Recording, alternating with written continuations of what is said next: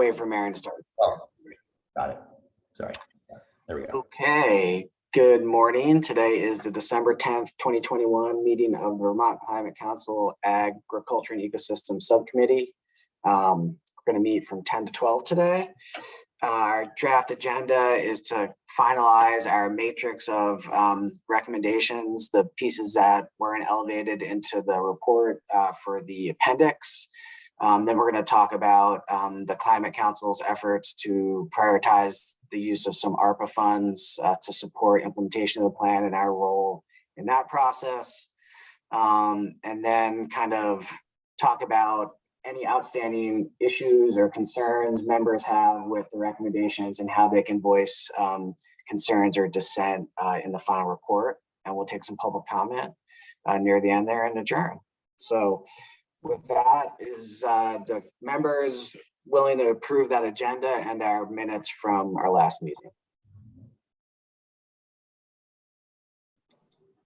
Billy, I didn't see them in the agenda in the Outlook address. Did they get posted? Let's see.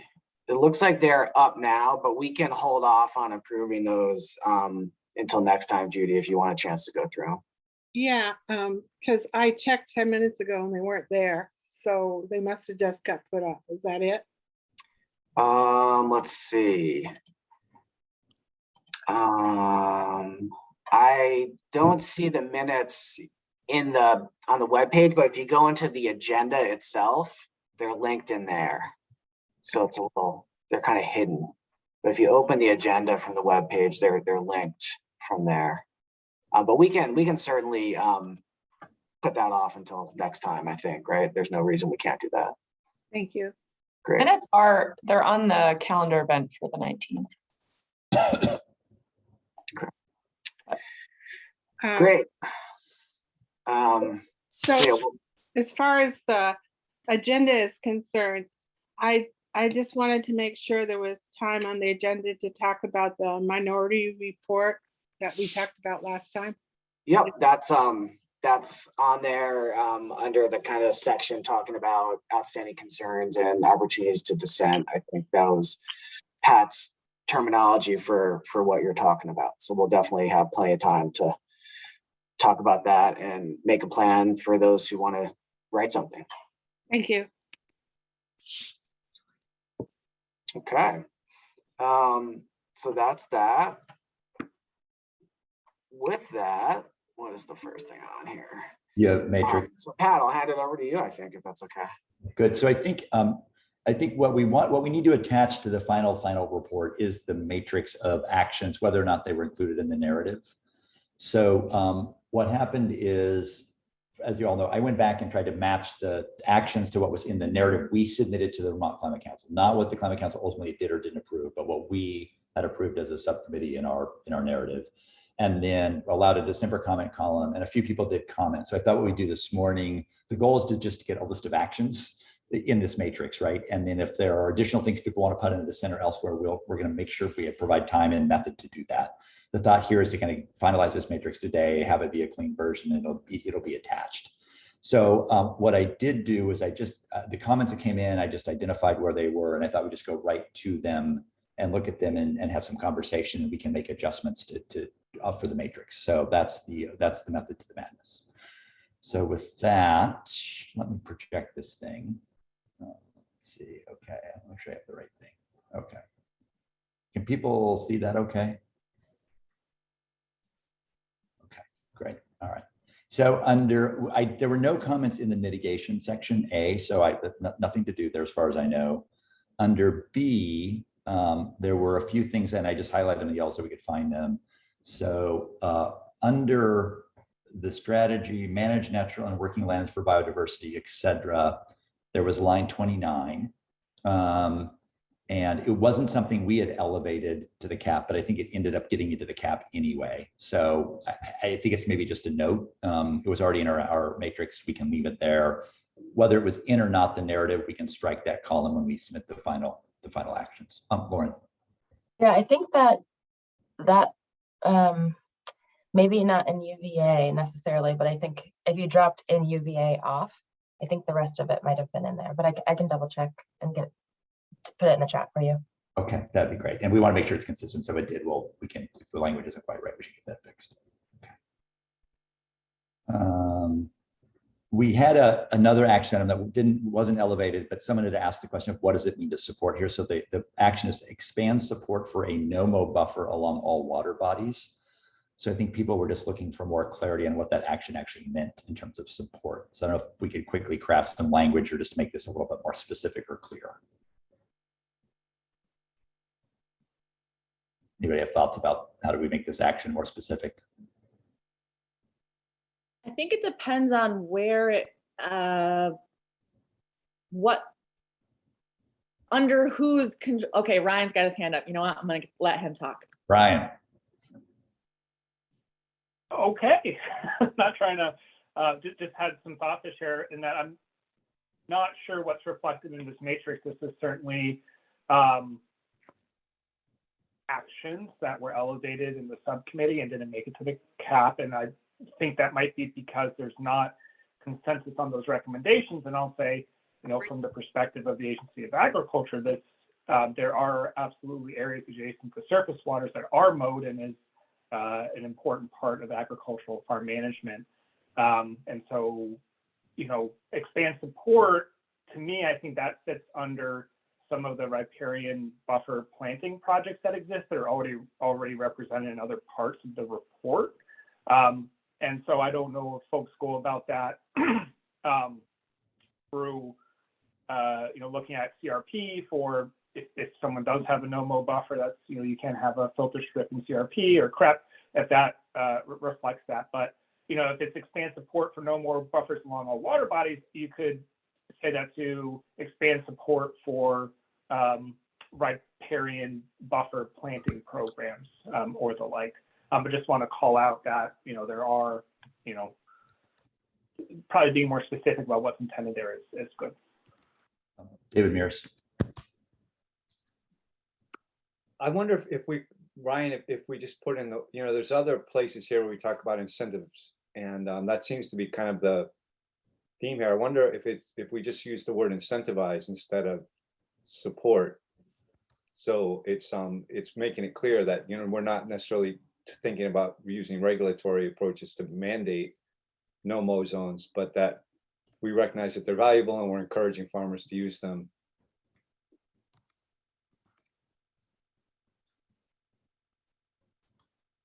Or yeah, incentivize. Again, I think it depends where these are implemented. There's just a lot wrapped up in this one that I think is reflected in other places.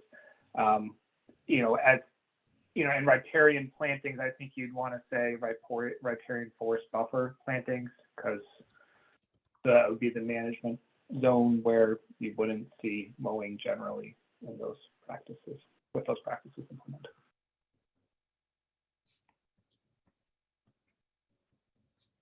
So I've tried some language that says incentivize no-mow buffer along water bodies, including such actions as riparian forest buffer plantings. Do we need a more careful modification of water bodies, or does that look okay? Surface waters, all waters that run through, within, or adjacent to the state of Vermont. No, I think that's fine. All right. Okay. I think that's all in that section. Let me just save this thing so we don't lose it. All right, under energy materials, there were 3. This one gets messy because of what happened to biomass, but let me get to that in a second. So make the screen bigger. So there was one thing about do not use lithium or additional electric power that are destroying indigenous sacred lands, water, and way of life. So it's the question of kind of effects of kind of drawing on, you know, metals like lithium that maybe we might elsewhere for Vermont to say create batteries for storage, right? So I think people were just asking to be more specific about what this action meant or what we're trying to say.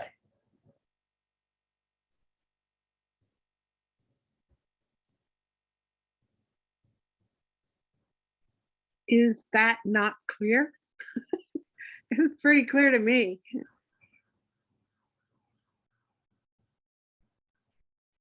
What do people think?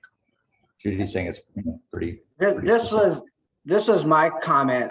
I just don't know who we're telling not, who and under what authority we're directing people not to use these things. Is it the state? Is it individuals? Is this advisory? Is it a regulation? It's do not use is a pretty strong term, and I just don't know what the implications of this are. Like, who is telling whom not to do this? Well, I'm not opposed to it in any way. I just want it to be actionable. So that's why I put that comment in. I was under the assumption that every one of these were recommendations. So do we say that?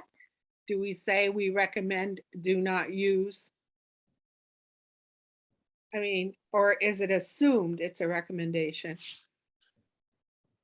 One other, I'm looking at line 26, which is specific to kind of actually, and it's more specific to sort of a similar but different impact, which is around sort of China. But I almost wonder if, Judy, I don't know if you took that language from 26, focused on indigenous sacred lands, waters, and life, and had it essentially have that be just add that specificity from the first part of that one.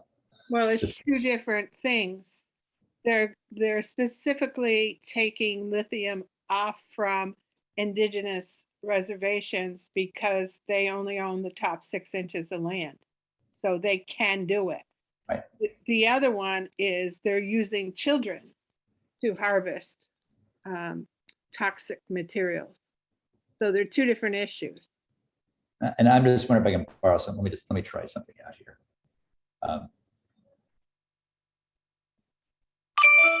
Judy, my question is more just like, who are we directing this towards? Like technology companies that are building cell phones and batteries? Is it consumers in Vermont? So that's all. I'm just trying to understand who we're trying to intend this direction to. I think all of the above. I would recommend consumers not purchase lithium batteries that were derived from materials off reservations. And I think we're recommending businesses don't purchase them. I wonder, do you think there's a way to, based on how Judy's framing it, do we know or do we have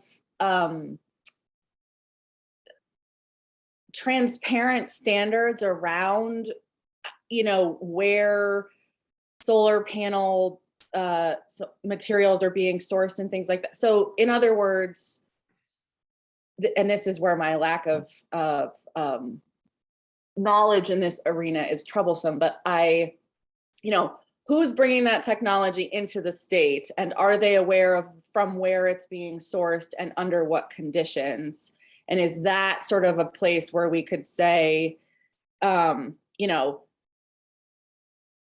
we recommend that the state, the power company, the solar developers, et cetera,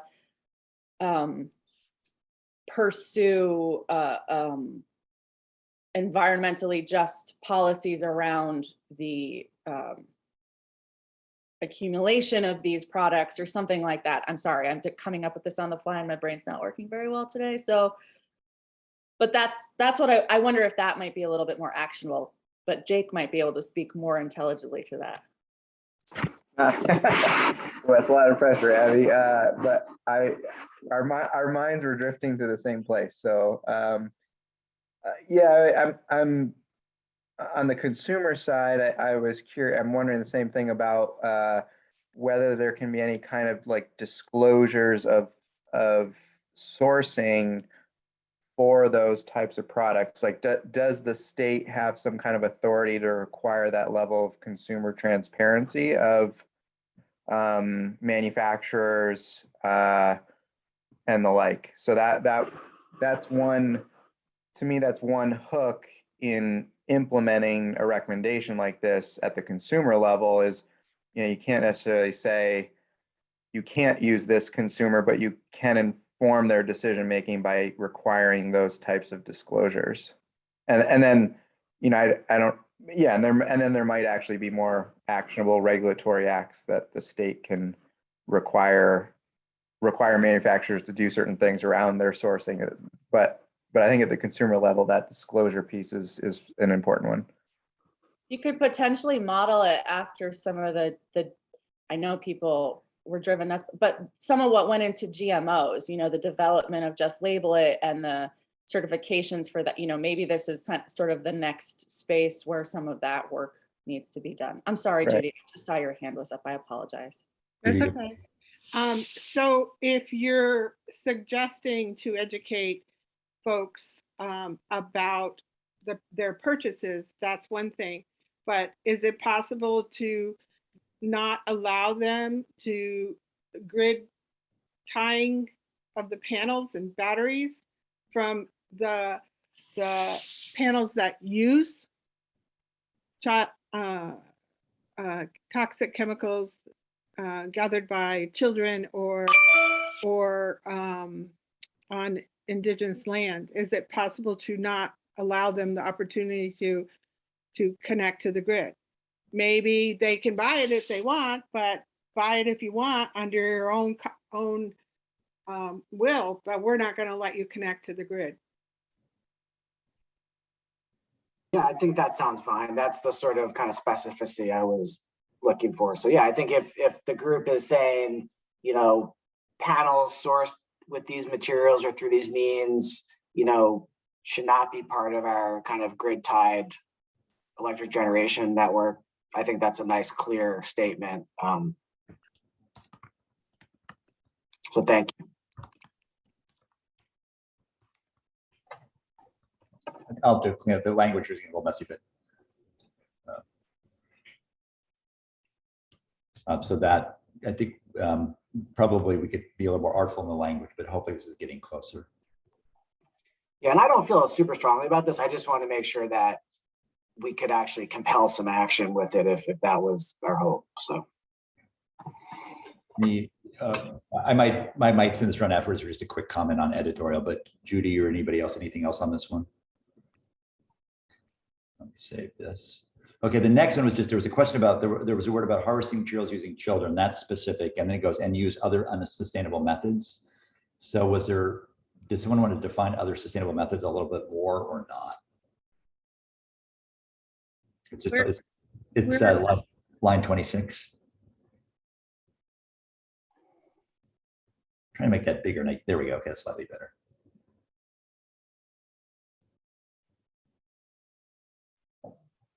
And it's that last term that use other unsustainable methods is pretty vague. You could just focus it on, you know, child labor, or you could try to further refine that last clause. Well, using illegal methods would be unsustainable.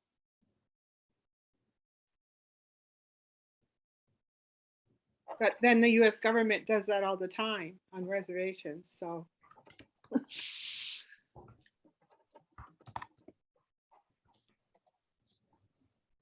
Maybe to say illegal or unethical, because sometimes it could be illegal but still unethical. Maybe that's a little bit more specific. So using children and use, that you harvest materials using children, or let's say, or other illegal or unethical methods. Okay. All right, so the next one then is so we worked out very carefully crafted some recommendations for biomass. We didn't have full consensus on of this group. We forwarded them to the Vermont Climate Council. The Climate Council did what they did on biomass. So the question is for the matrix, what do we do with essentially our final recommendations from this subcommittee? So they're all in here. They capture what you all submitted to them. These are, but the Climate Council acted differently. So I'm not sure what we do with these in this matrix. We leave them a note they weren't consented on by the Climate Council and didn't have full consent of this group. What do we do with this one? What do we do with this, or what do we do with the Climate Council?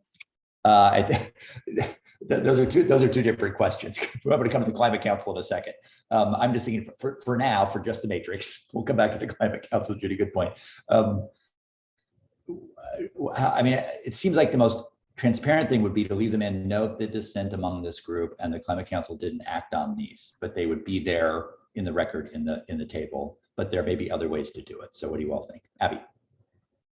I think that makes the most sense just in terms of on honoring the work and time and effort that went into getting to this point, you know, simply noting that there wasn't full consensus within the subcommittee and the council, you know, I can't even remember what we decided, that we were going to have cross-sector and ag and eco, or a subgroup of those, work together to come up with recommendations by the spring or something. But I don't think that, I don't feel like they should be removed. I think those who worked so hard on all of this, you know, that this should be reflected in the record.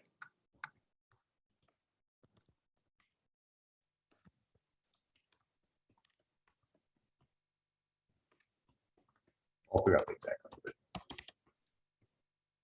And Pat, while you're typing, at least my recollection, but Abby, correct me if this is wrong, was that we were discussed it as a council and acknowledged that we could use these recommendations as a starting point for those conversations between the subset of Ag and Eco subcommittee members and cross-sector mitigation. So I kind of feel like they're just on pause until those two committees, subcommittees of jurisdiction, so to speak, can gather and kind of walk through each of them and come to consensus around those and or other opportunities to address biomass.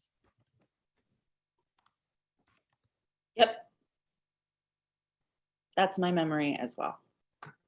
So again, we probably have to all have to work on the artfulness of the language, but we would leave them in, kind of note the caveat in red roughly, and then there they would be. Okay, everybody okay with that? Should they be placed in the minority report as well? I think when we get to that in a second, I get definitely one possibility that they could also be lifted up there as well, for sure. Okay. All right, let me save this. Okay, viability had one.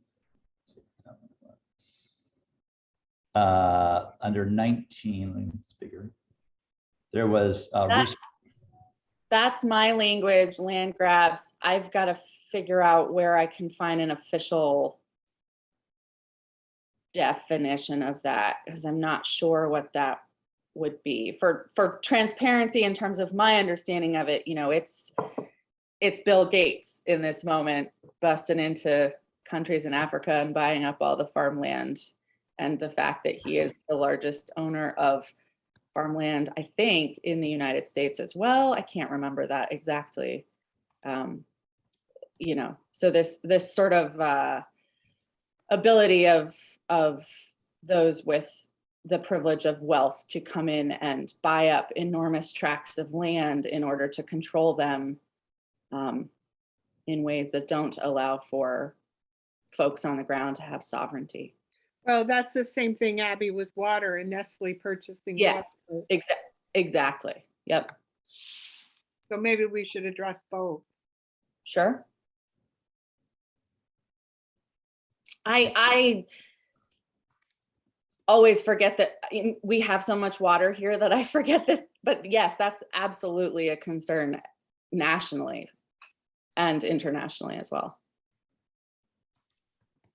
And Abby, I think there was another recommendation, maybe kind of in those cross-cutting themes, but I can't remember where it was, that the state or somebody develop a tool to kind of track the transition of land out of natural and working land status. So we kind of have a metric or understanding of how much land is being lost.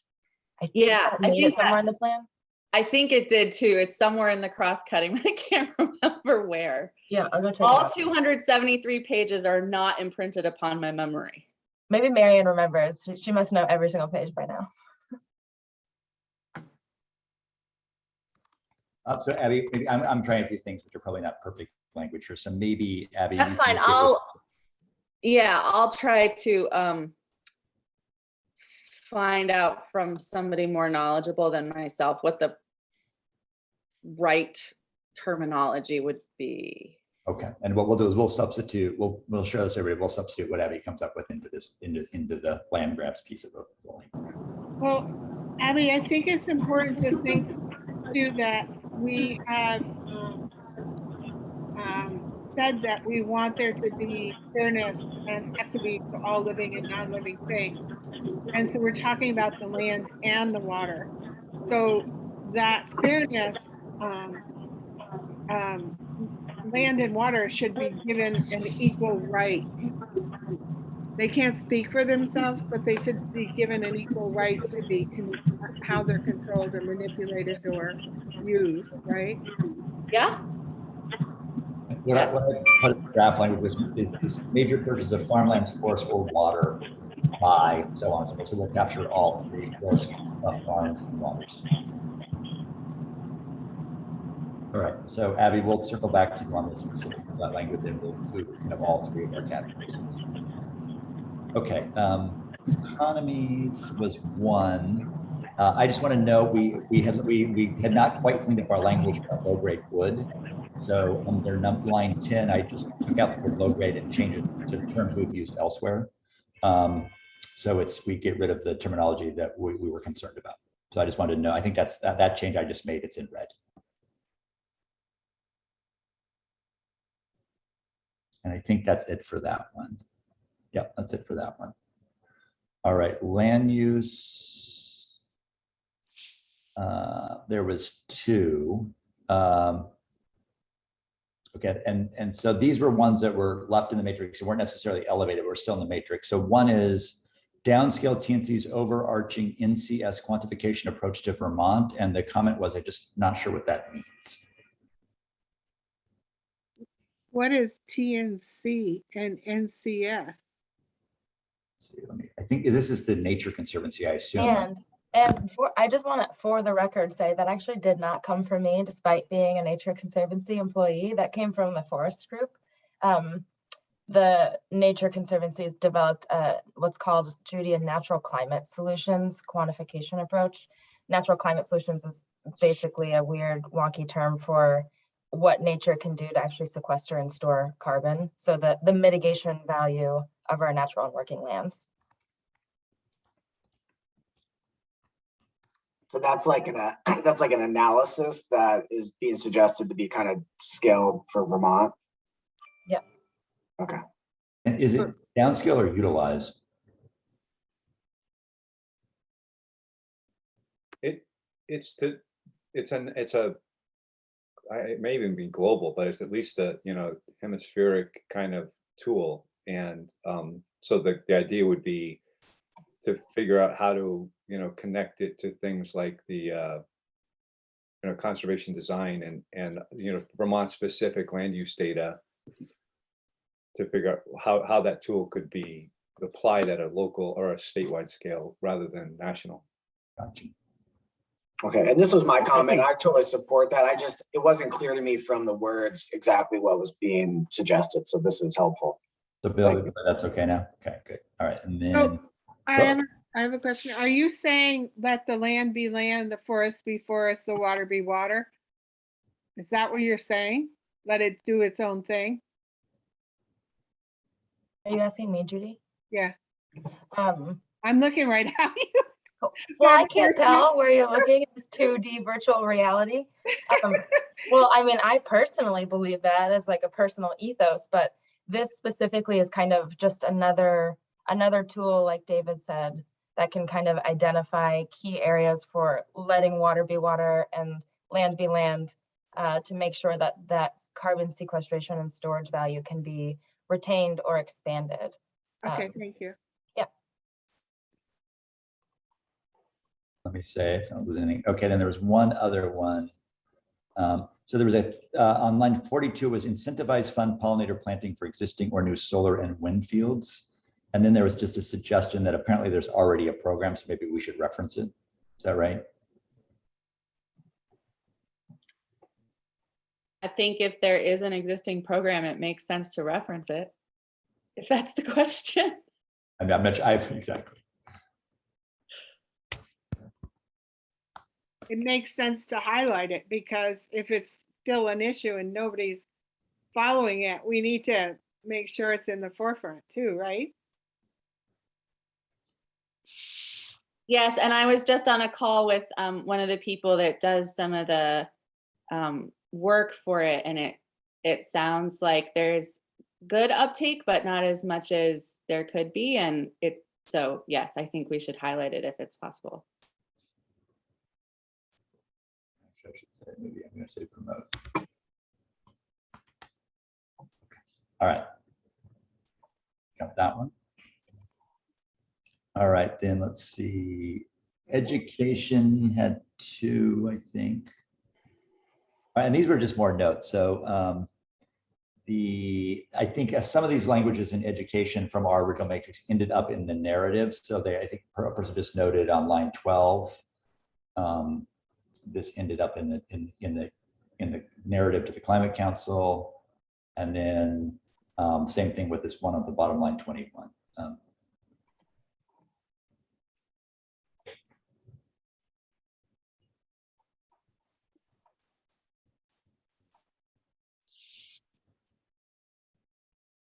So would the question be, does anybody have an issue with these comments existing in the matrix? Yeah, what we would do too, I think we would just strike, right? We would leave the actions. The December and older comment columns, we're going to get rid of. So the matrix ultimately will just be pathway strategy actions, unless we have a caveat like we are going to do on biomass.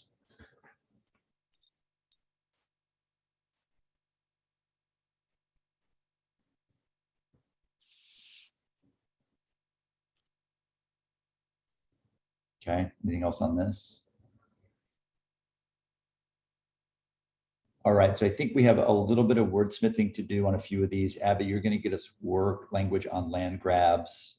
And then I put some of it in the chat, both for water grabbing and land grabs.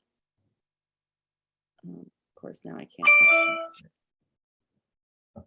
And also, I wasn't paying. I'm going to stop sharing for a second so I can look at chat. Yep. So on the chat stuff, Lauren, we also, so Abby, you put some language in chat, and Lauren, there was another side conversation about some other things. Is there anything else in the matrix that needs to be included, given that back and forth? I don't think so. I don't think so, no. Okay. Just if the definitions need to be in there somewhere for context, I think. That'd be the only suggestion I would make.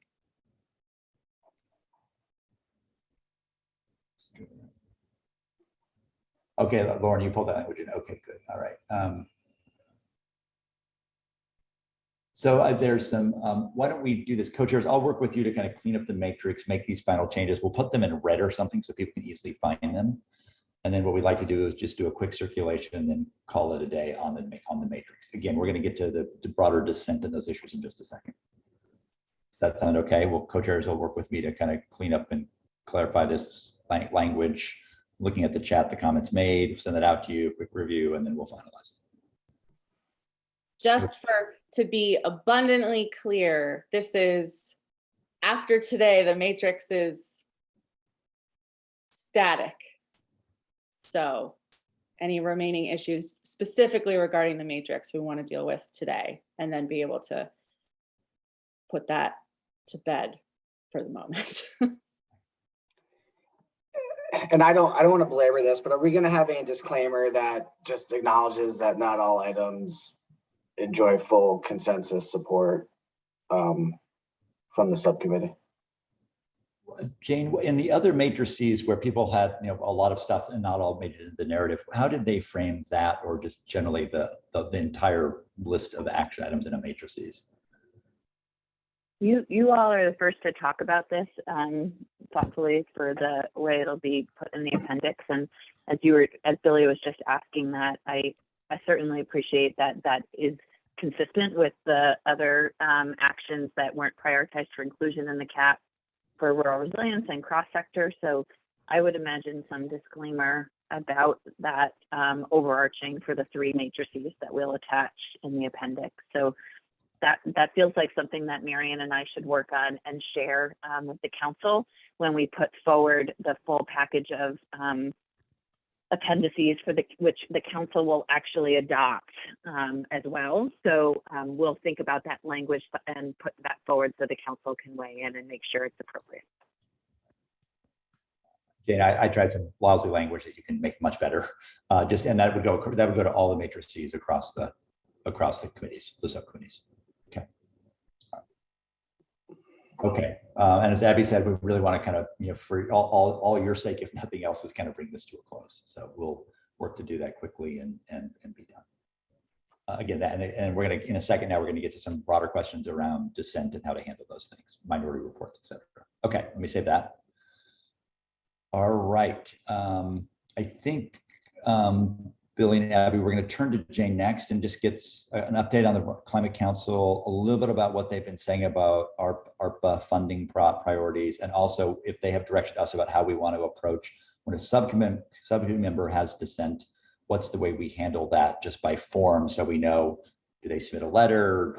Who do we attach it to? We just want to understand how dissent or minority report should be handled. So if you could kind of cover that kitchen sink of items, then we'll go back into discussion about them.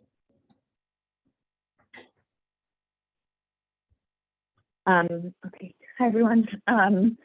So the council meeting on Tuesday spoke specifically about ARPA dollars, and I can't really, because I don't have the agenda open, I'm sorry. Do you want me to transition into that now or stay focused on some of the other questions you just asked, Pat? You know, maybe while we're on it, because we're pulling off that, maybe before we get to ARPA funding, why don't we talk about dissent? So how, like, you know, Judy's mentioned she would want to be able to have the opportunity to have a minority reporter dissent as a subcommittee member. Yeah. We just weren't sure how that should be handled by process. Sure. So we are working through that at a council level right now, and this is the only subcommittee, to be totally honest, that will have this kind of consideration or appendix, and that's great. And but it just hasn't been front of mind, and it really should be now for me, Judy. And I'm sorry that it isn't. Marion and I were just talking back and forth. We were like, we still haven't really thought about subcommittee dissenting opinions, just largely because it hasn't carried forward as a theme across all the subcommittees. My expectation and instinct around where it makes the most sense is for whoever would like to write a dissenting opinion. The way it has played out at the council level is the council members have an option of drafting signing statements that some council members are choosing to do and some council members won't. They are more overarching statements and sentiments about the way they voted and went down for the overall plan. And then we have a handful of councilors, one, broad statement of dissent on 4 actions from the administration, and then a handful of other councilors who will be writing specific dissents on specific actions, and those will all go together. And we are happy to be flexible and put subcommittee member dissent with the council dissent opinions.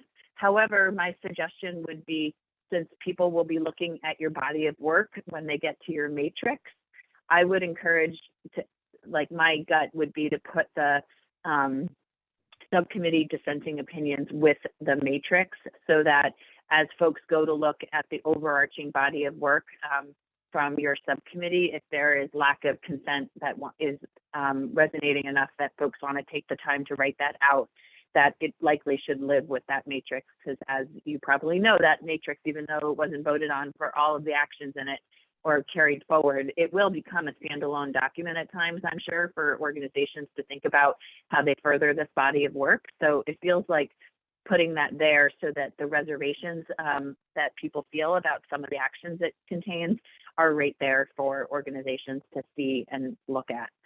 So that would be my instinct. And as far as a process and format, we haven't been very explicit with counselors either about the nature of how their dissenting opinions come forward.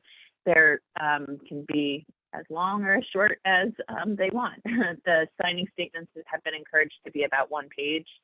Beyond the administration, I haven't seen a dissenting opinion yet from any council member. So it's hard for me to really envision what they're all going to look like. They are all due, as I expect and hope yours would be too, by next Thursday to Marion and I, so that we can compile and put together the full package of appendices for Friday of next week to post for the council to consider at their meeting that Tuesday. So I would ask that you do it the same way. So I think what I'm hearing is, if there's, and we should just check if there's any folks who would want to write maybe a longer letter or signing statement or dissent letter or whatever you want to call it, And then that would be due, Jane, to you by next Thursday, so it can be included with any other council members who wrote that as part of kind of the package. Judy, is that helpful and clear about what would be next steps? It's clear it's not helpful because what we were told was that the committee would be keeping track of those things and make a report, not individuals. So people finding time right before Christmas is not going to be an easy task. So I think, right, the distinction, Judy, you're making is between an individual doing it and the subcommittee taking the time to do it collectively. Well, the subcommittee was supposed to be doing it, according to what Jane said, many, many, many months ago. Well, only if the subcommittee felt by consensus that you all wanted to put one forward. So maybe that conversation is needed, because it's the same, you know, for the administration officials, they work together to put together one dissenting opinion as a group. But I think if your whole subcommittee has strong feelings consistently across portions of the work, then you can certainly do that. But I have, by observation, only gotten a sense that it feels very individual about where dissent is coming up and percolating for people. So I think it's a choice that your subcommittee can make right now to do it as one voice and one group, or individual. And Judy, I think part of your concern is just that I think you would hope that maybe we had done this work ahead of time, so that doesn't mean you have to go back through and recreate the record, and totally Right. concern. Right. Not that we would have, but that we were told we would be doing it as we went along. I think, and I'll accept some responsibility for that. That's, you know, I didn't pay attention to that. It wasn't something that we made sure was kept in the minutes. I think we talked about it briefly, and, you know, because of the way the timing of all of this worked, and I am not as sharp as you, Judy, which does not speak well of my age or my brain, but, and I just sort of lost track of the fact that that was something that we had been supposed to do. So I think if it helps for you to understand, like from my perspective as a counselor, because of the timeline, because of the speed, because there are so many things in the plan that, you know, I agreed to the full plan for a set of my own personal reasons without necessarily agreeing to the full content of the plan on a personal level. So I'm choosing to write a signing statement to go along with my yes vote. So I guess maybe it's not ideal, and it's not, you know, what you were given the impression that we would be doing, but I wonder if you would feel like you could at least get across some of what you've struggled with within the process, et cetera, by just drafting, you know, like a 1-page kind of overall dissent. And then that could be attached to, like Jane said, to the matrix, to you know, to make it clear that, and this applies for anybody, you know, within the subcommittee structure, these were the issues, these were the problems, and this is where we feel we fell short. But that's just my current thinking at the moment.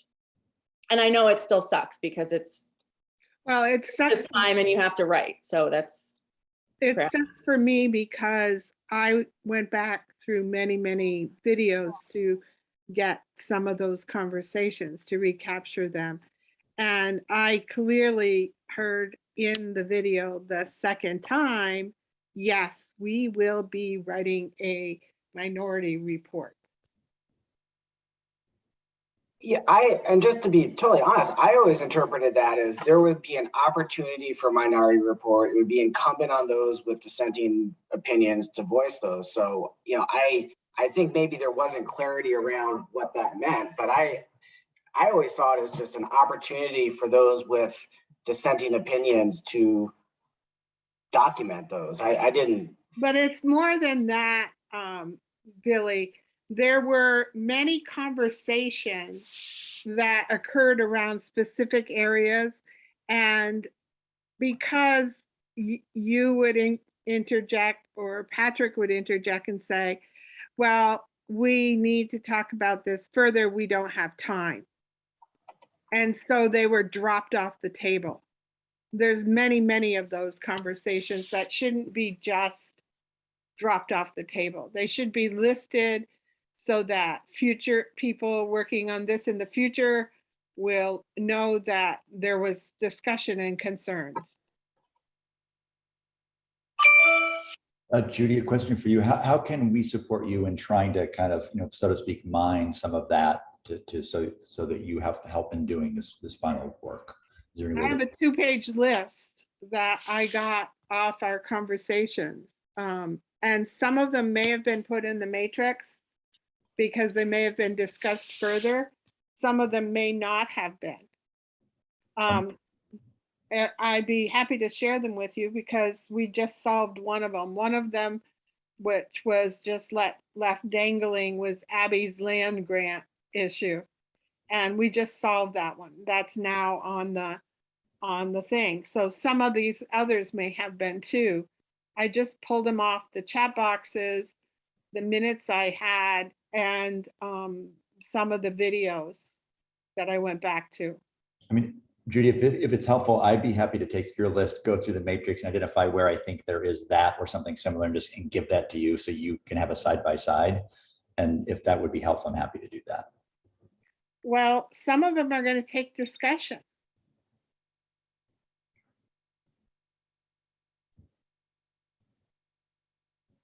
Co-chairs, what do you think?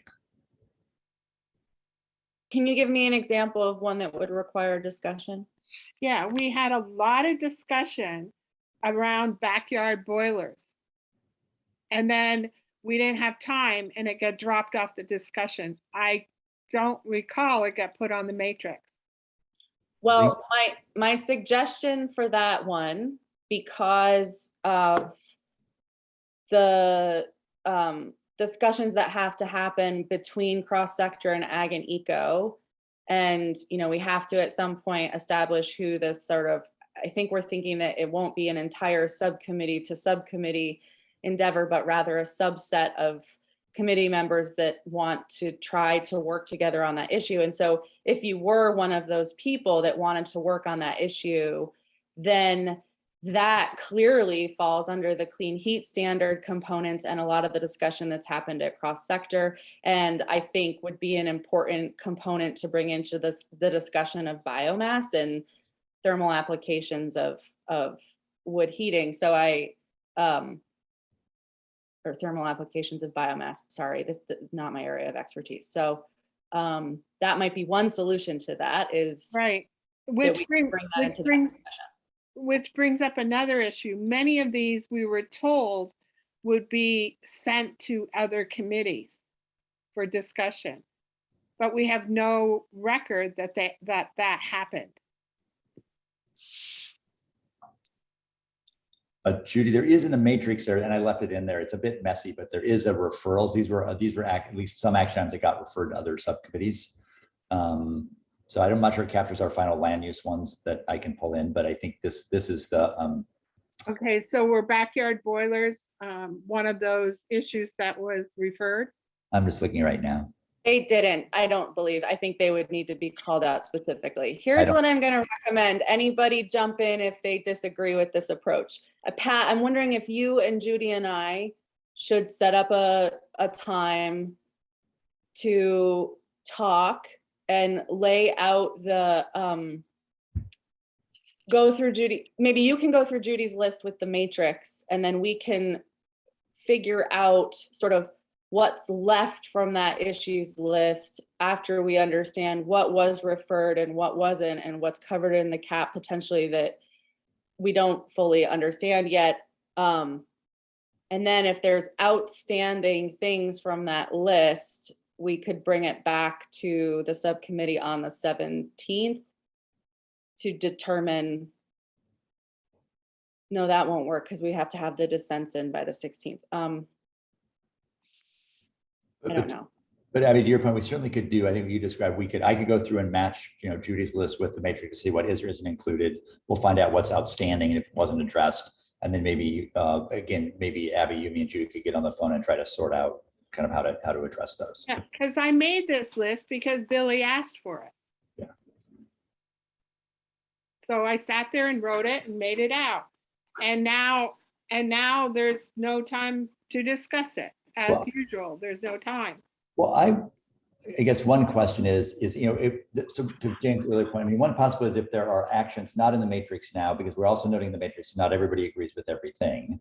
And that would be fine, but we got to make sure they're in the matrix. Right. Yep. So like, for instance, we had a big discussion about supporting growth in inner city. But we also had within that discussion the fact that there is flooding in some of those inner cities, like Brandon and Wilmington.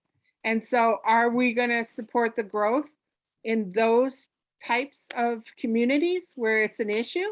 That was taken up and addressed to the best of the ability within the cross-cutting pathway in the climate action plan around compact development and smart growth requirements. Okay, so that's the things that I need to know before I write a descending report. So those are things I think, Abby, if you're willing, and Judy, you're willing, to your point, I think that's, again, Judy, if you'd send that to me today over the weekend, I can the matrix, and then I think we should have a discussion and see what's left. And if it's possible, then to fold in the matrix, because not everybody is going to agree to everything already anyway, and also gives you time then to write the letter. Okay. So offline, Abby, I'll start, and Judy an email just for us to set up some time to talk. And Judy, if you just want to email me that list, I'll work on that tomorrow morning to try to compare and contrast. Okay, I have a meeting at 4 o'clock in Maine today, so I'll be gone all weekend, but I can still send that to you. Okay, great. And then we can maybe meet next week via phone. Okay. Jane? Yeah, I wanted to acknowledge that I almost think what Judy's getting at is a little different than what counselors are doing, because counselors, I feel like, in addition to their signing statements, they're really talking about dissenting opinions on things that were included in the climate action plans as high priority policy actions that they don't agree with. In this case, Judy, it sounds like you're sort of speaking to the gaps and things that might not have been addressed in a way that resonates for you inclusively in the plan. And so that I guess in a way that could be similar to their signing statements, but it's a little different. I certainly think, Pat, I appreciate you supporting Abby and Judy and trying to figure out how best to do this. And I wanted to just acknowledge, like, before we moved forward on that sort of individual path, that there is a week.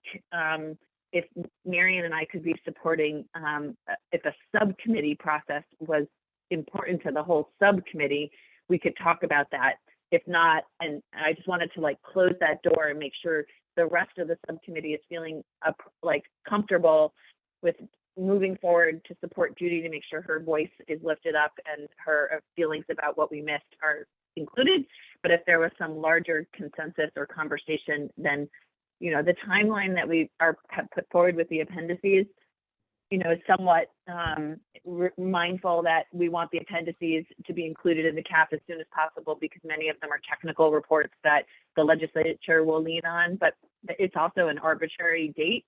And so I just want to acknowledge that it's not a real December 1st date that's pushing down on us. If there's something that needs to happen and we need to be responsive to that, we can also, if so.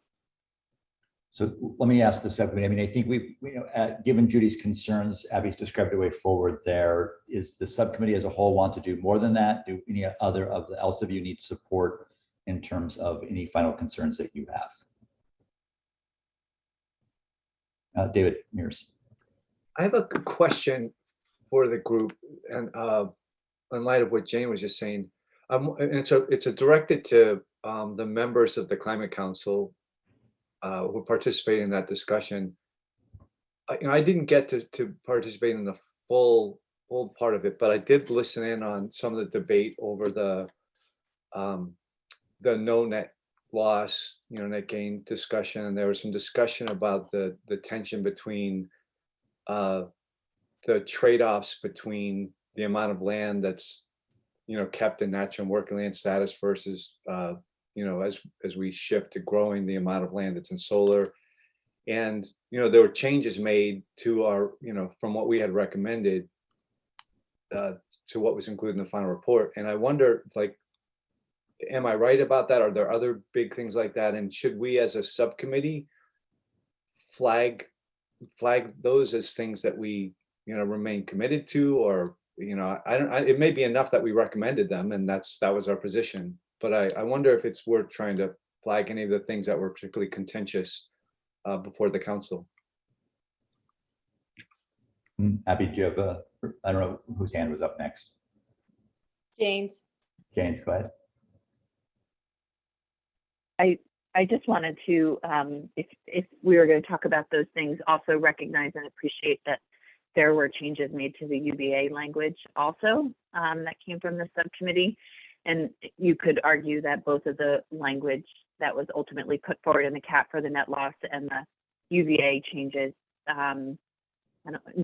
weakened the language a bit from the position of the subcommittee. So if you were going to talk about changes that were put forward in the plan, those two feel like the most pertinent to your subcommittee, and the changes that maybe make them less strong or forceful than the subcommittee had put forward. Abby. Yes, that is true. And to David's point, how do I say? I have wondered, our subcommittee and our recommendations did receive a lot of pushback. Additionally, I have personally felt an enormous disconnect and struggle to put forward the massive importance of food security and food access and the ways in which climate change plays into food production and access and security and sovereignty at the council level. So to David's, certainly I do think there is potential if our subcommittee is interested in, creating some language around our feelings about why we had come to the no net loss, why we had made the suggestions on UVA, et cetera, that there could be some worth in explaining those. But I also am cognizant of the fact that, like, let's just call a spade a spade. Everybody is exhausted. And the idea for me personally of writing anything else in this matter is like not overly exciting. So I just want to we can say that openly. I am, if it helps for you all to know, I am planning to address those concerns of mine regarding food, particularly in my signing statement. But the UVA and the no net loss weren't my specific heart issues necessarily. Obviously, I care deeply about them, but they're not my area of expertise specifically. And so as I'm not sure that I have the words to write the proper reflection of the subcommittee's feeling around those things, if that makes any sense. I'm not sure what to do with that, but I just wanted to sort of add a little bit more transparency about how the things that I'm concerned about and how I am approaching my signing statement when I get to write it. Here's one thought. There's two options here. One is we could try to do something collectively as a subcommittee. I also recognize the time of year we're in and the exhaustion people feel. Another option is if people want to write specific, much like Judy's thinking of doing, and Abby just described herself as a council member, or David, you as a subcommittee member, maybe you can write those, and maybe for the subcommittee we will assemble any subcommittee comments from each of you in one. Individual members of our subcommittee had concerns or issues, and they're listed here under this kind of thing we submit to the climate council to be attached to that appendix. And that way we are putting more on the individual, but we are taking the pressure off the subcommittee as a whole to try to further do this together. And it's really up to you how you want to do it.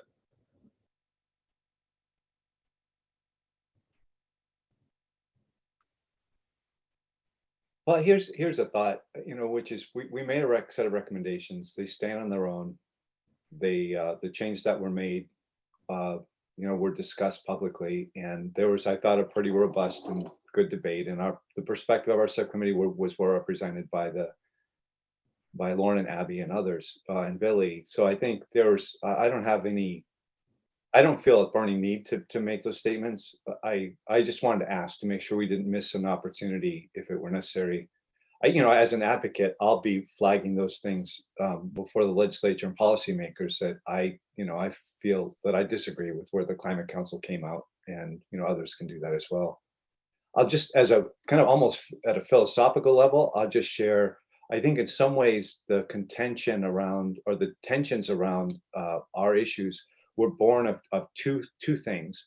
One that was process. We really didn't have enough time to really fully flesh out and discuss and develop these ideas and respond to the various concerns, even within our own subcommittee, much less the concerns of the broader council or the public.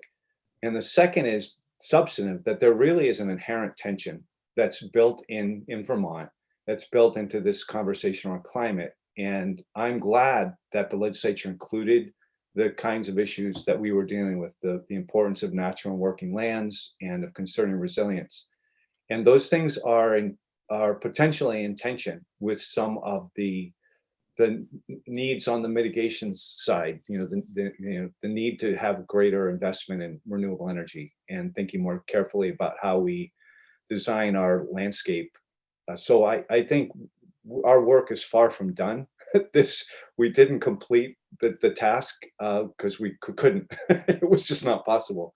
And so whether it's this subcommittee or all of us as individuals in our various roles, I just want to acknowledge there's a lot of work left to do. And I personally feel good about the investment of time and energy, as frustrating as it has been at times. I feel like we got traction on some important areas of work. And I look forward to working with all of you to kind of continue to refine this in whatever relationship we have. Thanks, David. So I think just taking David's lead, it sounds like we have a direct way forward to support Judy and moving forward next week. It sounds like David's willing to recognize enough things are on the record. He's not asking for a subcommittee action. Abby's writing her statement.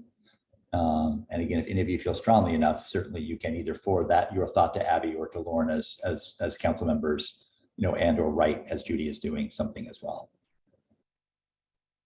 And to just second that, I think that that's kind of where I've come to land with a lot of it as well, David. And I thank you for framing that all up, that this is an iterative process, and the next iteration is how this is interpreted and formed up, funded, et cetera, at the legislative level. And, I think to a certain extent that's the next iteration of our focus at this moment as well, is how can we, given the fact that we were involved in these discussions, help folks understand the nuances and sort of the reasons why we came to the things that we did. And I did just want to share with everybody, I know our time is precious, but somebody said to me recently, I want you to understand that this process was really, really messy, and that's a good thing. That the tensions that came up, the discussions that were had, the fact that there was open disagreement and some straight up conflict, et cetera, both at the council level and in the subcommittees, is indicative of the fact that we're actually working towards substantive changes and transformation. And that the messiness is part of that's part of how you get to a different place. And just, I have been taking some comfort in that in the last few weeks, and wanted to share that with all of you too, that messy's good. It means we're getting somewhere. It means we're doing substantive work. And I want to commend all of you for your part in that, because you have definitely had a part in that. Thanks, Abby.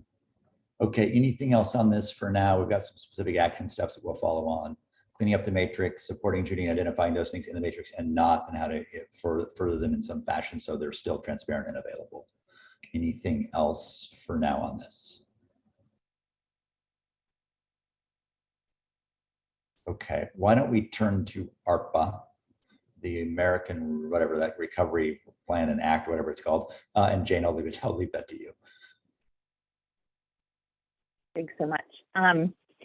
So hopefully, I know it wasn't with a lot of time, but the council met on Tuesday of this week, and from there we were able to put forward some guidance for subcommittees to consider in whether or not you want to stand up recommendations around ARPA funding. And I say that because this is optional. It is not required of the GWSA or of the council and the subcommittee. We think that it's really good policy and practice for the council to work in concert with both the governor and the budget to inform the budget process around how these ARPA dollars, which are marked with intent to go to implementation of the climate action plan, be informed by the experts on the subcommittees and then ultimately up to the council.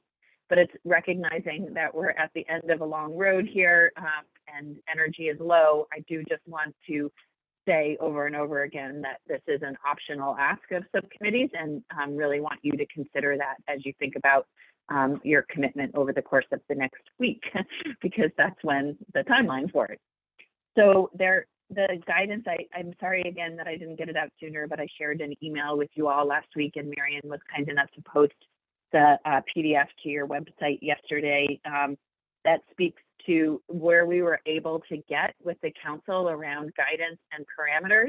The council met on Tuesday, had an informational conversation with Doug Farnham from the Agency of Administration, who's sort of the ARPA guru right now, had some back and forth about broad parameters for ARPA funding, and then tried to move into an understanding of where ARPA is currently being invested in the state right now that overlaps with recommendations in the climate action plan, so that the council and all of you would have some basic knowledge around, the investments in water infrastructure, housing, and broadband that comes into overlaps again, I should say, with the climate action plan recommendations. So you can make a choice to build upon those investments, support, complement, but just have more knowledge in front of you as you think about the $200 million that has again been earmarked for climate action. And so I might just share my screen real quick and walk through a specific component of the document. I will say that I think that I know Marion was hoping that we would walk away from the council meeting on Tuesday with explicit asks for subcommittees to consider, and it didn't feel like we got quite far enough with the council on Tuesday to be perhaps as clear with all of you that you might like to make this short-term ask feel easier. But based on the conversation, the minutes from that meeting, we were able to extrapolate and put together the criteria that the council did start to circle in around for consideration at their level.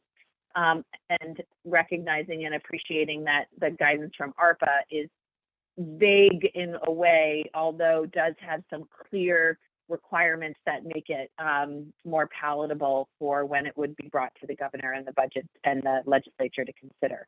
So that first paragraph laying this out is largely taken from the language and thought process that we put in the climate action plan.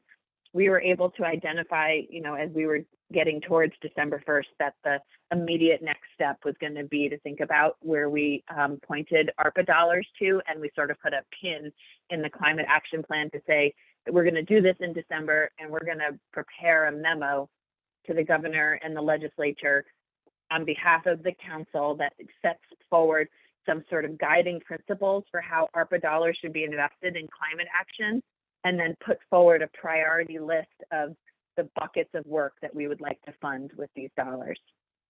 So again, $200 million. This is not a requirement of the council. This is working in collaboration really with the governor and the legislature to think about how these dollars can be spent. Not a directive, it's really to inform both of those processes. The federal guidance for ARPA, again, like at some level, it's really, it's about how to invest in the recovery specific like impacts from COVID.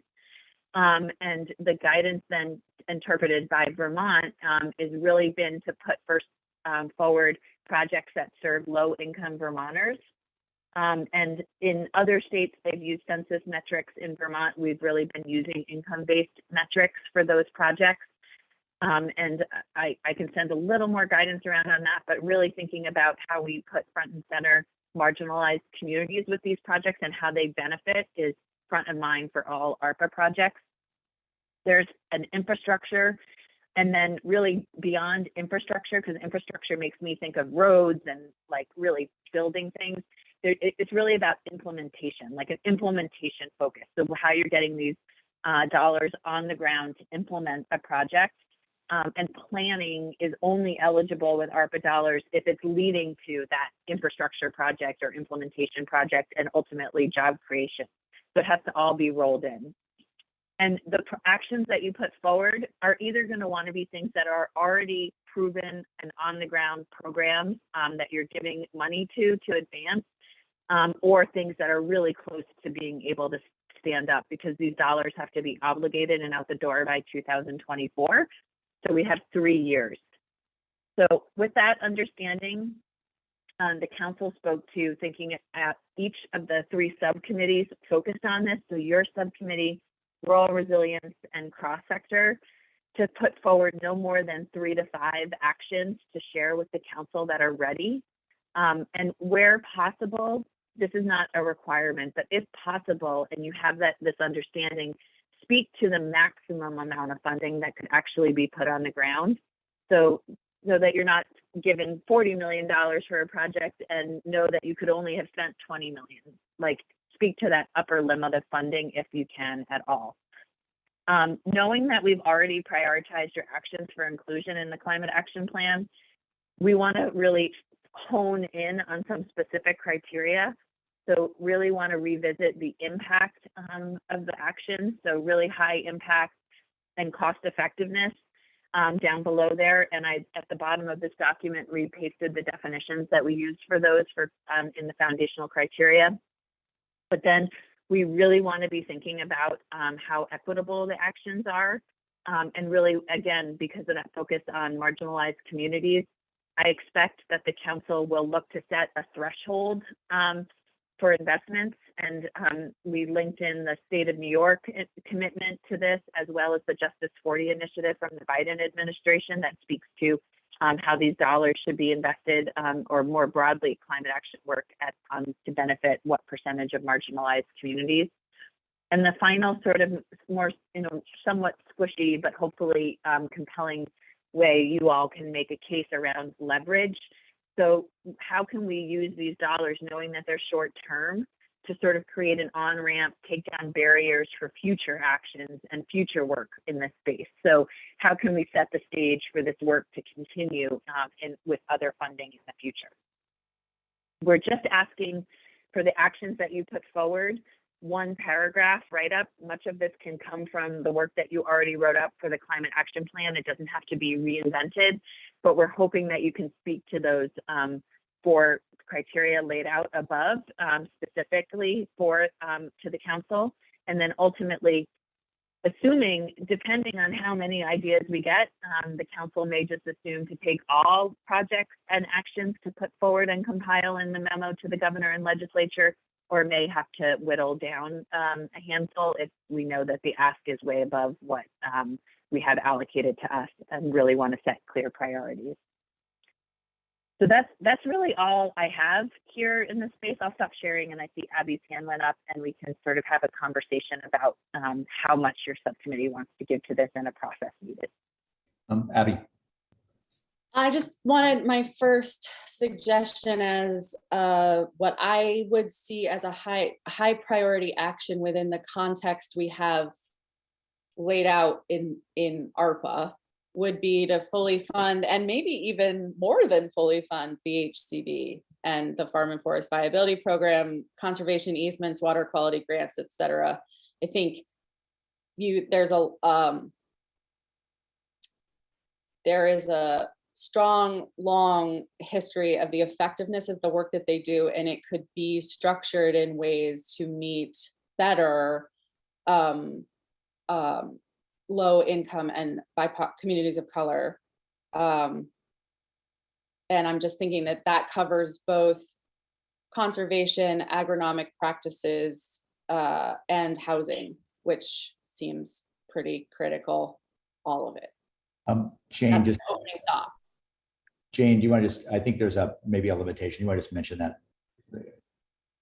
Yeah, we have tried actually really hard at the agency to use ARPA dollars towards land acquisition, and tried to make direct ties even to projects in marginalized communities that had infrastructure focus, like at the south end of Willoughby, there's an old campground that the state's been trying to buy and create sort of a visitor center. And I should have mentioned, I think I went right over this, the only specific industry highlighted in ARPA in Vermont that has been highlighted as a priority for ARPA dollars from COVID impacts is tourism and travel. And actually that link is how EV charging is being funded right now. So EV chargers are being funded through ARPA dollars in downtown areas, and they're being billed as a way to get people into downtown to visit and leave their cars parked there.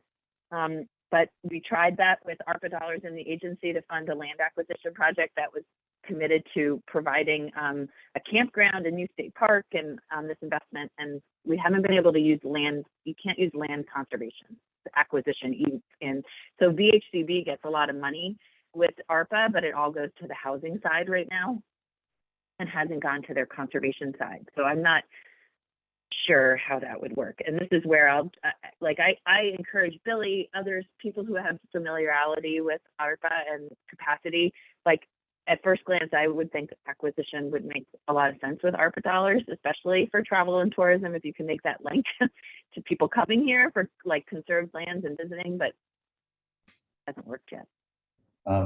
Is a question from Marley, Jane, I'll go to Lauren. Is an easement considered an acquisition? Yes. Okay. Lauren. Well, I love that Abby already jumped in with recommendations and that Alyssa is too. I have a broader comment I wanted to make and then maybe propose a process for us.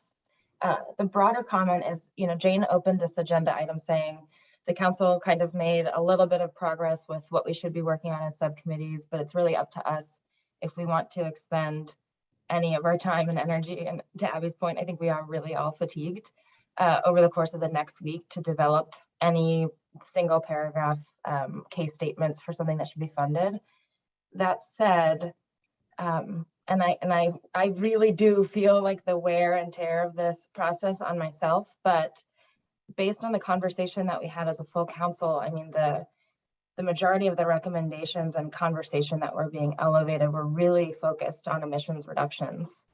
And I would love for this committee, who's worked so hard on establishing a lot of really thoughtful actions, a lot of which do require funding or investing in existing programs within state government, to look hard at what we might recommend up and not miss the opportunity to elevate the role that natural and working lands play in adaptation and resilience for both the natural and built environment. And on that, with that plea that we actually invest a little bit of time in doing this, I might recommend that instead of, although since ideas are percolating, I'd love to hear more, but since I think our deadline is after the end of next week, which we meet again, I believe the subcommittee does on Friday, that individuals or subsets of people who are interested in one or a handful of actions, that they either work as individuals or as groups to devise those paragraphs and bring them forward to the full subcommittee next week for our consideration. And kind of just look, and some of them might be, there's only $1 million for this one, but we need 15 for that, and kind of just figure out what we think is an appropriate piece of that 200 million pie for our subcommittee to recommend up. So one, let me go to Judy and then I'll come back, Lauren, to your idea about maybe next steps. And Alyssa has a similar idea in the chat too. So Judy, over to you. Could I just wanted to respond to Lauren real quick and just suggest that yes, that is the process, knowing that rural resilience wasn't actually meeting today, that we suggested the same to them for them to do for next week. I will just say, even though some of the emissions reduction projects were being highlighted at the council level, I think that's just a matter of who spoke up. and not a reflection on how the funding can be used or the commitment from the council on how it will be used. And I wanted to highlight, as I'm sure Lauren, you know, and others know, the state's already investing in the state hazard, the buyout program, and that's a perfect example of how ARPA funds are being used to support resilience and getting infrastructure out of floodways and other hazard areas. And so that's one example of a tangible resilience project that already is being funded with ARPA, and we could continue to recommend putting that forward. And then and whatever the process is going forward, Marion and I sort of talked about this as maybe doing this intentionally, but didn't want to sort of push it down. But I would encourage, as ideas are starting to come up, that we coordinate a little bit with rural resilience and adaptation, and appreciate that it would serve you, both of your subcommittees and your work to come in coordinated with actions that work together and complement the both built and natural environment. Judy. Jane, I have a question about ARPA funds. I know there are a lot of ARPA funds for education. I've been involved in the process of how some of that's going to be spent. But because so many of our recommendations have included education, can there be a chunk of ARPA money used from education rather than climate change? Jane, I wonder is that a place where Doug was talking about how the poverty levels within education districts is one of the ways that they can use as an income target for of ARPA funds, and maybe there's a way to sort of connect an education fund amount through that criteria, or I'm not sure, but I do remember him specifically saying that the educational levels for income were one of the ways that you could acknowledge an economic impact, and maybe that's a way to fund some of the education components. Mm-hmm. Yeah, that makes sense to me. And there's nothing that this is $200 million towards implementation of the climate action plan. So if you can see a direct connection to education as the high priority to put forward in some way, there's nothing to say that you couldn't. So what about in terms of a process? Let me just try to see if this makes sense. Is that if individuals or groups of individuals in the subcommittee want to essentially take the instruction from the guidance and write a paragraph for a thing that could be funded. And my thought would be, Jane and Marion, this makes sense, submit that to Jane and Marion to be posted by roughly noon on next Thursday. Then whatever number you get in, you get in. And then Friday's agenda, the 17th, would be 17th, 16th, whatever, 17th, would be to actually go through those and see if you have a consensus on one or more of those to forward to the full council. And then in addition, there may be ones that you feel are actually linked to rural resilience. And I think rural resilience is in meeting that afternoon. So what you can do is ones that you can make aware of what you did, and maybe even bring that to rural resilience, particularly those ones where there may be crossover, so they can consider that as well.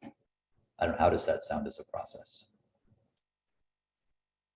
I missed the very, very beginning of how you were going to organize those, and if it was just by individuals or by something, but I'll just say for rural resilience, they have 5 pathways. And so I suggested doing it by pathway for them. And then in cross sector, we said 1 to 2 actions by sector. So they have 4 sectors they're working in, just so that when you all come back together next Friday, you're not looking at like 15 ideas. I think you really want to be strategic about how many the subcommittee just considers, so that you don't have to do too much whittling.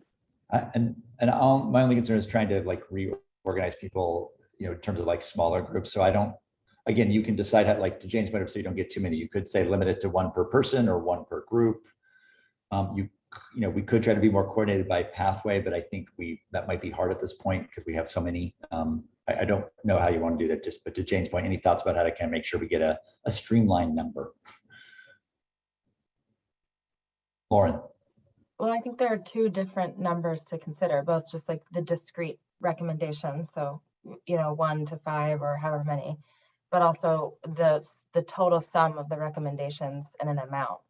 if what we're recommending are only a couple 100,000 or a couple of million here or there, and we have 8 recommendations and it amounts to like 12 million, that's a pretty small chunk of a $200 million pie. And so I just wonder, Jane, I see I you think shaking that your- well, I have heard loud and clear at multiple levels that we don't want to put forward more than a total of 10, not a round number of dollars, but 10 priority actions. This is really a case where we need to be prioritizing and put forward a handful of ideas, not like 10 different $100,000 projects.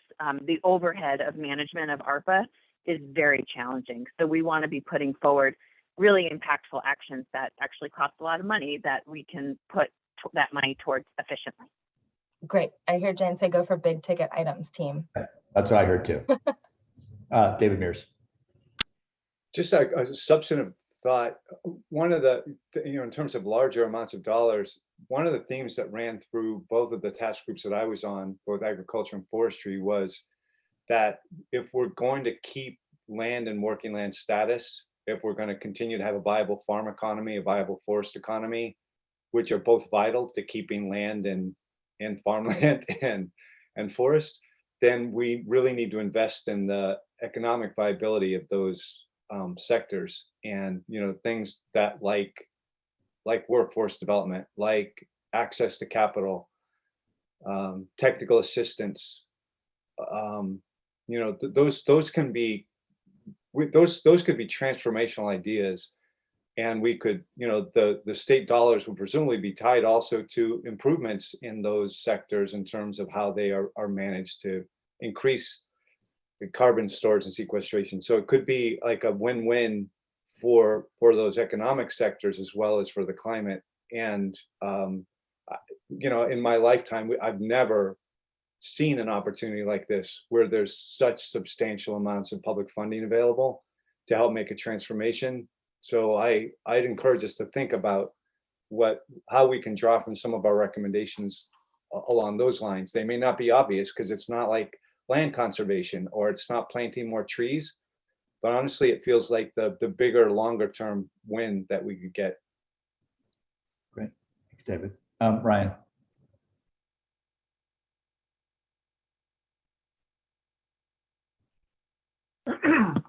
Sorry about that. Afternoon, everyone. In looking at the process that's been outlined, acknowledging that the dollars have to be allocated or obligated by 2024, I wanted to volunteer, put forward for this group, or highlight from the Agency of Ag's perspective the opportunity that exists in enhancing the funding that goes to existing conservation programs for farmers. The Agency of Ag is already receiving ARPA dollars through the Clean Water Fund process, as well as, of course, other agencies. But looking at a high-level bucket of the 10 ag mitigation actions, those are programs that exist and can receive enhanced funding and can extend their impact, for which there are many of these other co-benefits for, of course, adaptation and resilience. I just want to put that forward as one discrete recommendation that I think could move, a not insignificant amount of money to farmers and other land managers for conservation purposes that have greenhouse gas mitigation benefits. And definitely, David, agree with how to look at the opportunity that exists for furthering adaptation and resilience programs, and how to leverage ARPA dollars to help elevate those priorities.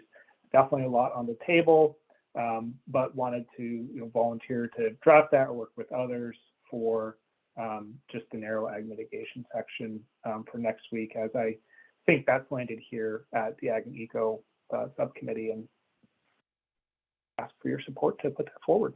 I'm happy to do the work there. One thing, Ryan, to build on that is what Alyssa asked in the chat, which is that essentially, could you have a thing that says we want to fund workforce, and then you could have 8 specific line items or actions underneath the workforce bucket, I assume that would be okay, Jane and Marion. Right, okay. So I've heard the, Marley, go ahead. Yeah, thanks. I'm not, I'm staff to this committee and obviously not a member of it, but as the ag policy person for DEC, I just want to voice some incredibly strong support for what Ryan has said. We've got really functional, good programs helping farmers through the ag agency. It would not be hard, quote unquote, to add to those, at least to the capacity of the agency it can handle. And to me, it's such a win-win from a co-benefit basis, because we're not just helping agriculture, which, as David and others, obviously Ryan, have said is critical.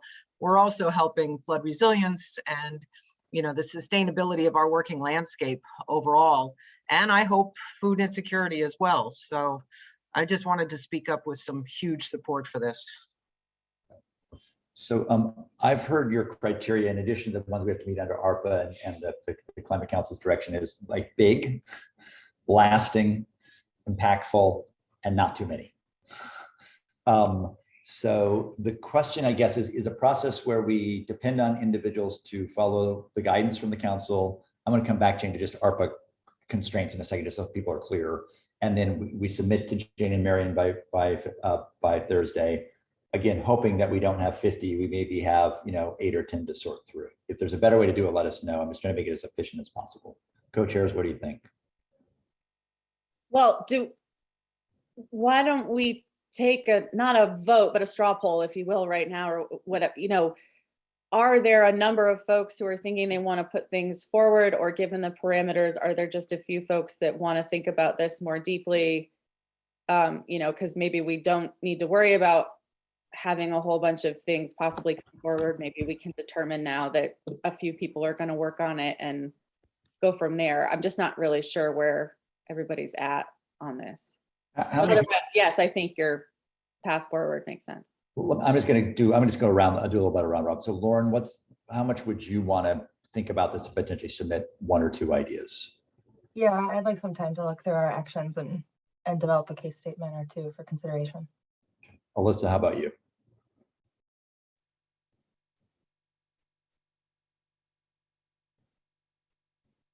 Yes. Okay. Abby? Honestly, I'm happy to let Ryan and Alyssa I'm happy to review.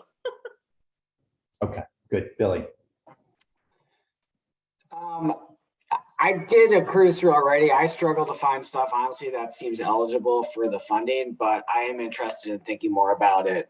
So I may put some ideas forward. I'm definitely going to spend some time looking at it. I look forward to see what others bring. John, how about you? I'm interested. I need, like Lauren, to kind of look through carefully, but I'm very happy to join Alyssa and Ryan in that process. And what Ryan has said about conservation, I think, is a good point. Judy, how about you? I think Judy, you already mentioned education. Yeah, I am sorry, I'm kind of moving around the house here. I'm having some work done. But yeah, I can look through it and, like Billy, put forward some suggestions as well. Great. Ryan, I think you already mentioned, so noted that for sure. Thanks for raising that. Jake, how about you? I'm definitely interested in reviewing what others put together. And also just understanding a little more as to what qualifies would help kind of refine my own review of recommendations and what could be put forward. So yeah, there's a lot of good minds on this already, so I don't necessarily need to do a separate process. I'm interested in seeing what others put forward. And David, did I miss you? David, what did you say? Yeah, I'm all for spending some time on this. Great. Okay, is there any other member? I don't see Charlie on today, so okay. Okay, so again, big, not too many. We can kind of have a roll up of several actions underneath kind of an overall kind of an approach. And I think let's say Thursday noon have them up there so people can look at them Thursday afternoon before you all meet again Friday morning on the 17th. Jane, partly to Jake's question, can you again, just to be clear, under ARPA restraints, people may have to ask you questions in between via email, but what can you and can't you fund? It's still not entirely clear to me either. So it's not entirely clear to me either.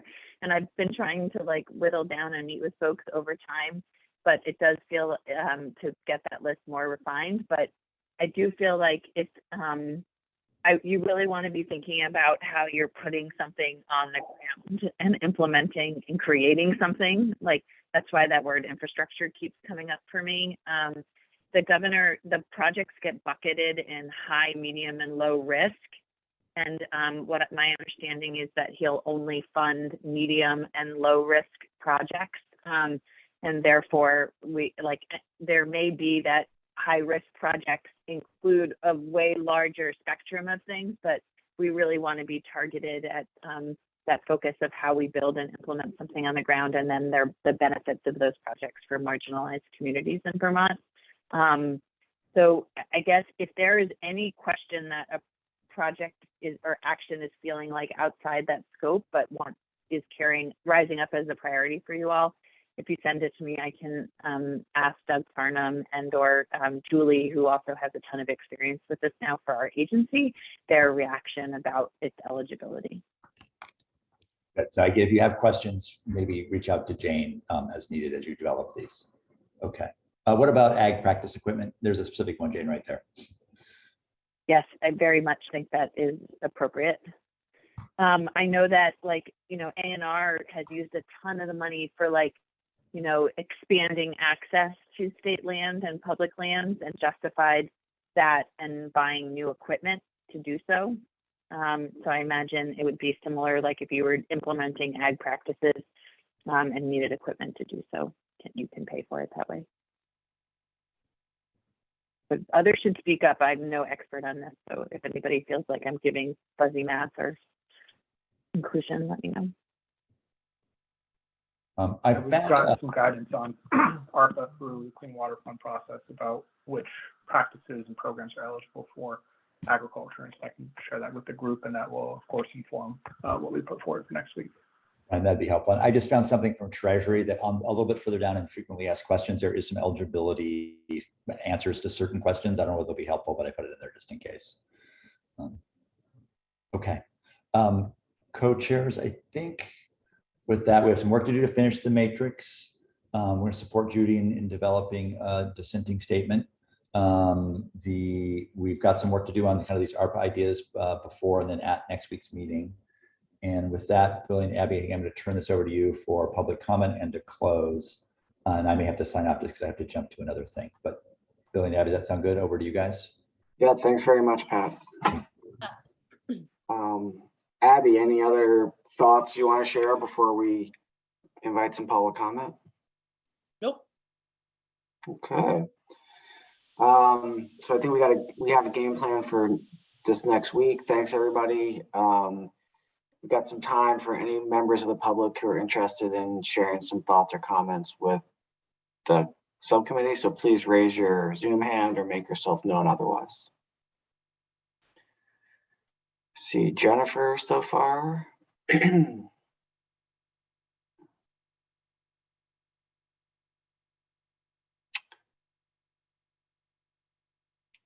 Take Zach. Okay, well, let's go in that order. Jennifer, then Zach, please. Thanks, everybody, for your continued work on this. And I had a couple of comments. One was on the ARPA funding and wondered if I was looking at Pat's inclusion of education ag programs and other. And I guess I really want to remind us all that there's so little funding. We've discovered land conservation efforts, whether it's an easement or purchase, can't be included. And I'm thinking about our natural lands and just urging all of you, perhaps particularly in the other group, to think about what support for natural lands, because we know that the sequestration and storage of carbon in those natural lands is important. And we're learning more and more about our forested lands and differences in harvested lands and those which are not harvested. And so just thinking of any creative ways that we might be able to get some of that 200 million that would support our natural lands. I think the ask is easier when it comes to agricultural lands, perhaps, and working forest lands. But I just wanted to advocate for that. I also wanted to applaud the inclusion of dissenting voices on various aspects. And it really made me think of how powerful it would be to have on a written record, just to flag all those things that weren't accepted by the Climate Council, and for those things that aren't yet agreed upon, for example, biomass for electricity generation, and that we're still working on. As you say, it's a work in progress, but I think it would be really powerful for the entire Ag and Ecosystem Subcommittee to sign off on those and to acknowledge here are things that weren't included by the Vermont Climate Council, and here are things that we don't fully agree on and that we need to continue to work on. Thanks so much.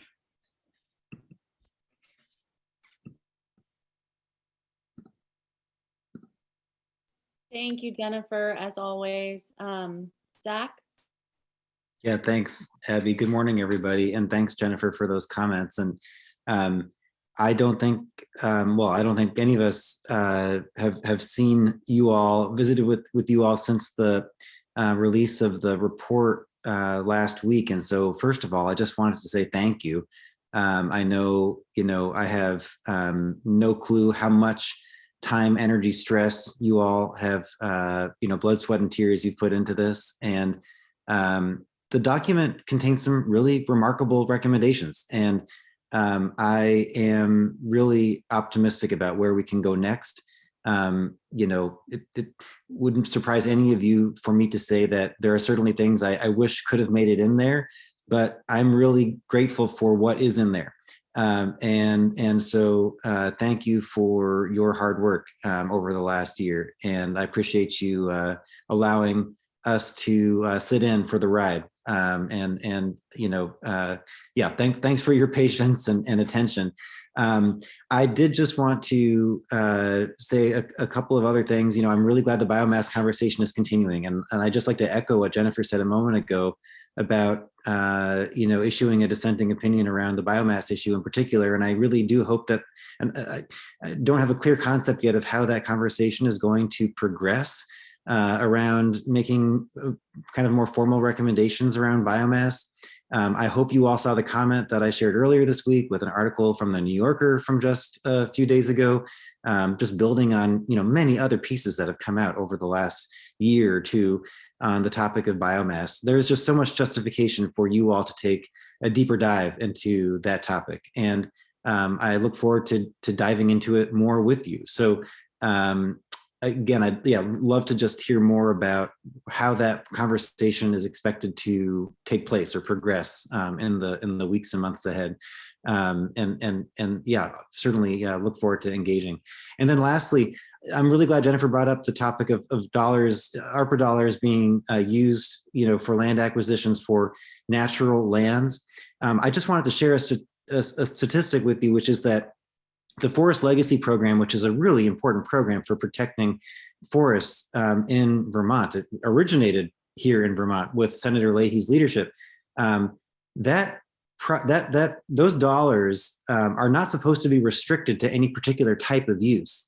But over the history of Forest Legacy, I believe only a couple of projects, one or two projects, have protected wildlands, natural lands. They are almost entirely, quote unquote, working lands. Again, I really don't like that moniker because all lands are working, wild or otherwise, but that's how we've used this money in the past. And so here we have an opportunity going forward to try to balance how we're using those dollars a bit more. And that fits with the recommendations that you've all made about Vermont conservation design and balancing land use more broadly across the state. So it just builds from there. And so I'm really glad Jennifer brought that up, and I hope that that might also be something that this group pursues. So, recommendations that you all take up. But anyways, just want to, really just mostly say thank you, and happy holidays. And maybe I'll see you again before then. But if not, I hope you do have a peaceful holiday season with friends and family. So thank you very much. Thank you, Zach. We hope everybody assembled has a peaceful, uneventful, lovely, quiet holiday season. Maddie texted me, Maddie Kempner from NOFA is on the phone, so couldn't raise her hand, but she did have a public comment. So Maddie, go ahead.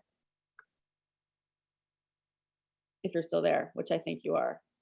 Yeah, I think you're muted still, Maddie. There you go. All right. Can you hear me now? Yep. Okay. Thank you, Abby, and thank you, everybody. I just want to echo Zach in expressing so much gratitude for all your hard work, and congratulations, really, for all that you've accomplished. Very exciting to see the initial draft plan, and I just wanted to ask, and I hope this isn't insensitive now that you have already gone through, I know, the last several months of really intensive stakeholder outreach, but I would just love to understand a little bit more from you all, now that the initial draft plan is released, sort of what are the next steps and when will the next opportunity for public engagement with the process be? We would love to, just continue to do outreach to our stakeholders about the plan, and the next steps for how they continue to be involved. Will that just be through the legislative process, through rulemaking? Just love to know more about that. To answer that, if that's helpful. We do have a public engagement process that is being refined right now. Actually, the Just Transition Subcommittee meeting next Wednesday night will take a real deeper dive into sort of finalizing and working collaboratively to come up with a plan for public engagement. At the very least, we know we will be holding 3 online engagement meetings to both educate Vermonters about what's in the plan, speak to the opportunities that they have to further engage in the process, whether it be the legislative process or future iterations of the climate action plan and what that looks like, and then garner feedback. Those will happen likely at the end of January into the beginning of February. And then we'll be thinking about how we further refine partner engagement as well and support engagement through other organizations that have strong networks into communities that we have traditionally had a hard time getting into. So working with Just Transitions to support engagement with organizations that can reach marginalized communities, as well as also further partnering with organizations that have longstanding investments in climate action, such as VNRC and beyond, so that we can reach as many Vermonters as possible with this plan. So that's the main components of our engagement, but we really, I know that there's a commitment from the council to really think about how we do better by public engagement, and appreciate that it's ongoing and iterative. So stay tuned, but that's at the very least, we'll start to be standing up work around the plan after the holiday season. Thank you so much. I appreciate that. Thanks, Jan. All right. Anyone else care to share their questions or thoughts with the subcommittee? Okay, great. Well, thanks everyone for meeting again today, and look forward to talking about some funny recommendations next week. Thank you, everybody. Have a good restful weekend. Yeah, see ya. Thanks out.